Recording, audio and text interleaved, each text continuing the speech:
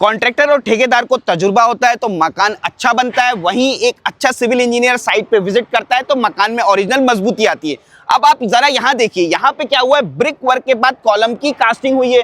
अब आप अक्सर लोग कंफ्यूज होते हैं कि स्लैब के बाद ब्रिक वर्क करें कि ब्रिक वर्क के बाद स्लैब, उस चीज को छोड़ दीजिए, जरा यहाँ फोकस करिए। यहाँ पे क्या हुआ है, ब्रिक वर्क के बाद कॉलम की कास्टिंग हुई। अब नीचे आपको कॉलम पतला नजर आ रहा है, ऊपर आपको कॉलम ज्यादा नजर आ रहा है और उसके ऊपर तो बहुत ही ज्यादा बड़ा हो गया है, जैसा कि आप देख रहे हैं। यहाँ पे हुआ क्या है, कॉन्ट्रैक्टर ने ब्रिक वर्क के बाद जब कॉलम की कास्टिंग की तो ब्रिक वर्क एक अच्छा शटरिंग की तरह बिहेव नहीं कर रहा था। कहीं ईंट ज्यादा निकल गई, कहीं कम निकल गई। जहां पे ज्यादा निकली वहां कॉलम का साइज कम हो गया, जहां कम निकली वहां कॉलम का साइज बढ़ गया।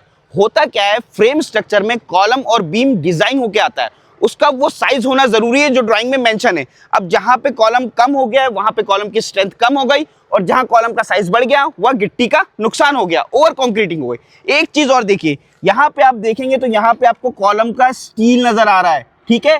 ये गड़बड़ी चुनाई के बाद कॉलम कास्टिंग करने की वजह से हुई है। अब आप कहेंगे यहाँ पे प्लास्टर कर देंगे हो जाएगा, अरे पर यहाँ तो कंक्रीटिंग करनी है, तभी तो कॉलम में मजबूती आएगी। तो समझ गए आप, इसीलिए मैं कहता हूं जब भी कंस्ट्रक्शन का काम करवाएं साइट पे सिविल इंजीनियर का जरूर विजिट करवाएं। ऐसी मेरी वीडियो को देखते रहिए और अपने कंस्ट्रक्शन के काम को अच्छा करिए।